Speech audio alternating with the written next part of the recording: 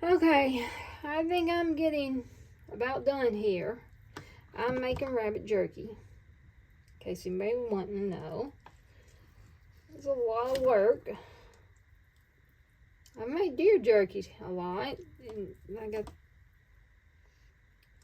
but I'm trying the rabbit. And Kelly, if you want some, come and get it. And Betty, you're right. I guess if you don't raise the deer, you don't get attached to it. Man, I don't get attached to my rabbits. I mean, I check on time to time when they have babies. I spend a lot of time down there.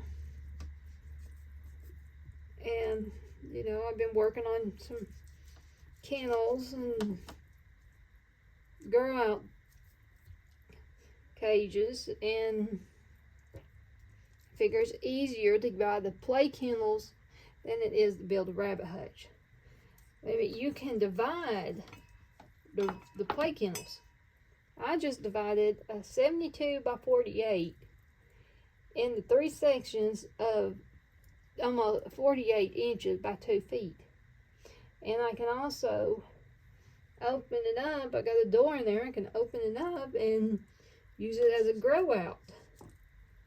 And I put wire on there because the rabbits will stick their noses in between that 2-inch wire, and they nibble on each other. So I fixed that. I put the hardware caulk on there. And that's all down. But I don't get attached to them. I don't name them. I have one down there, Speckledy. So I call her Speckles. I got Bun Bun. She was Jamie's therapy rabbit until we decided to start raising them Flemish.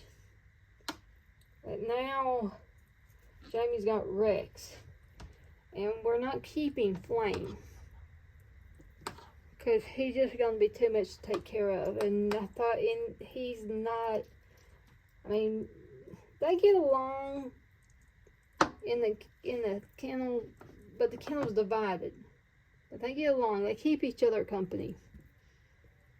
And then people are asking me, well, how in the world can you keep 2 rabbits in the house and have the meat rabbits? It's kind of easy, because I look at it like they're food. They're food for us, and if people want to buy them, then I'll process them. I'll do the killing and everything, and I'll sell them to people as soon as I get the stock built up. And I know a lot of people say, I can't watch this. I can't do it. Just think of it as a fish with legs. Because when you flaying it, you just get more meat off of it. Somebody gave me some pointers about how to get the meat off these little bones, because I have a meat grinder now, and I know some meat grinders but those are when you're talking about the expensive ones.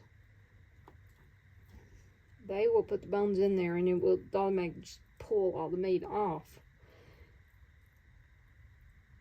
And some of them you can break these bones,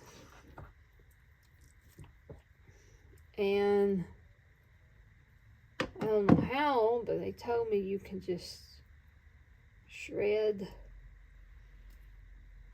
the meat off. But that ain't working. Okay. And how I freeze these buddies, I mean, you really can't tell about how I freeze it. But I tie all the legs together like you do a steer. The legs, tie them all together, because these bones are really sharp. And I keep a little bit of the bone on so I can wrap the rope around it. and I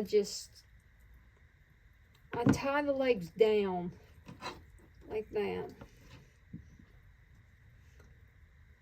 and then I put it in the freezer. I gave away my vacuum sealer to one of my friend's daughters. I wish I had kept it, but they say a vacuum sealer is not good for freezing rabbits because if you can't keep the legs will penetrate the bag and tear the bag.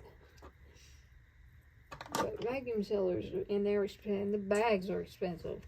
The vacuum sealer ain't that bad, but it will be good to, when you cut it up and then freeze it in sections.